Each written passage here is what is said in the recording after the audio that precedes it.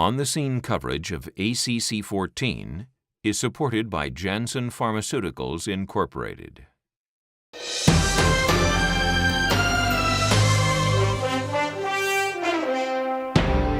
I'm Peter Block at the ACC annual meetings for looking at the clinical trials, and for now they continue to roll out in rapid fashion. One of the latest ones is maybe a boring, yet again, one drug-eluting stent versus another.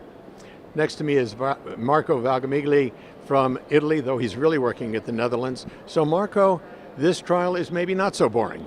Tell me about the trial. Well, thank you so much first for having me. I think this is again a stent A versus stent B, but in a very selected patient population. We selected patient who qualified for not being good DS candidate, namely patient at high bleeding risk, patient at high thrombotic risk, or patient at low risk stenosis risk.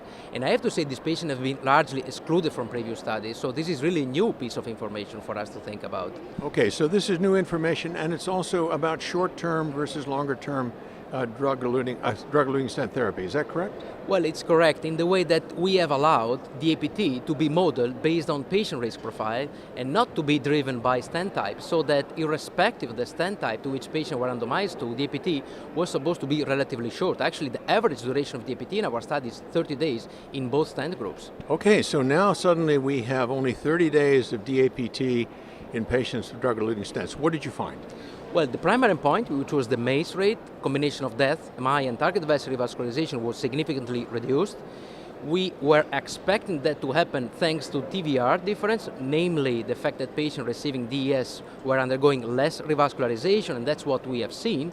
But also we have seen a dramatic difference in MI, being lower in patients having received DES, and that was largely driven by a reduction in stent thrombosis, which is quite remarkable if you think that DAPT was so short in that patient population. I mean, you expect exactly the opposite, wouldn't you? That the stent thrombosis would increase later on. Well, that was our concern at the beginning, and then when we saw the result of the study, we were really happy to see that opposite has occurred. Okay, so opposite than what you had expected.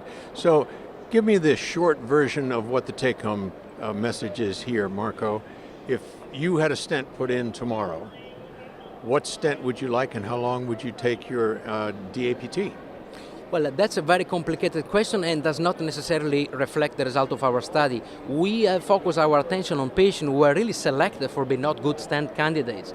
So as long I could be in future one of those, meaning I could not tolerate longer DPT, I think that stent, Endeavor Sprint Zotarolimus-Eluting stent, is a fantastic choice, and in my mind could even replace bare metal stent in that indication. So for the very high-risk patient, absolutely, very short DAPT time, even of the drug-eluting stent, seems to make some sense. Absolutely, because this is a peculiar DS. That's something we need to mention as well. Thank you very much, Marco. Thank you for having me.